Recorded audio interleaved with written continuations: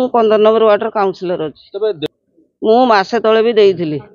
ମାସେ ତଳେ ଏ ପାଇଁ ଦେଇଥିଲି କାହିଁକିନା ଆମ କୁଆଁସ ଗ୍ରାମର ଯେଉଁ ଡ୍ରେନ୍ଟା ଯାଇଛି ସିଏ ଭବିଷ୍ୟତରେ ପାଣି ପଶିବ। ଓଭର ଯେତେବେଳେ ପାଣି ହେବ ନଈର ସେଟା ହେଉଛି ପଶିବ ଗାଁ ଭିତରକୁ, ଗାଁ ଲୋକ ଅସୁବିଧାର ସମ୍ମୁଖୀନ ହେବେ। ତେଣୁ ମୁଁ ପ୍ରଶାସନକୁ କହିଥିଲି ଯେ ଆମର ଏଠି ମାପଚୁପ କରି କେମିତି କଲଭର୍ଟଟା ଆମର ବସିବ, ଯାହାଦ୍ୱାରା କି ଆମେ ନିରାପଦରେ ଆମେ ଗ୍ରାମବାସୀମାନେ ରହିବୁ। ଆଉ ସେ ଯାଇଥିଲେ ମାସେ ତଳେ, ଆଜି ପୁଣି ଆସିଛନ୍ତି କରିକି ତାଙ୍କର ଆମକୁ ନ୍ୟାୟ ଦେବେ, କଲଭର୍ଟ ବସେଇବେ। ମୋ ନାଁ ମୋତି ଶର୍ମା ମनीष, ମୁଁ कुआसा 15 नंबर वार्डर ग्रामवासी। तो काउंसिलर महोदय को बहुत बहुत धन्यवाद दूसरी। काउंसिलर महोदया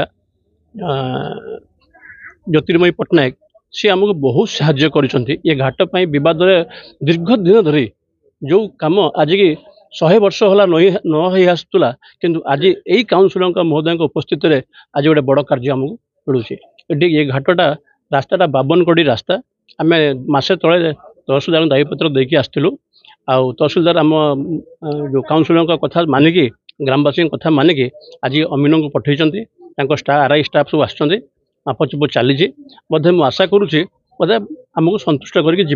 आर सबुठ बड़ भूमिका आम काउंसिलर महोदय बोधे मु माने हृदयंगम करुँची एभलिया काउंसिलर आउ बोधे भद्रक भावुं प्रशासन आपन घाट फेरब और कुआस ग्रामवासी उपकृत। हाँ, एटा प्रशासन आमको घाट फेरब।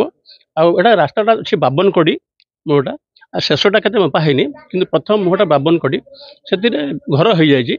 विशिष्ट शिल्प विशिष्ट सुना बेपारी अर्जुन सेनापति गोटे घर कर जबरदखल, किंतु ये काउंसिलर महोदय उपस्थित जबरदखलटा उच्छेद हम से ना कि आपन को आउ काउंसिलर महोदय को ग्रामवासी के बहुत बहुत धन्यवाद देवाक चाहूँगी। आ तहसीलदार को बहुत धन्यवाद देवाक चाहूँगी कि से स्टाफ पठे आज आमको मापचुप करके घाटटा को फेरेबे।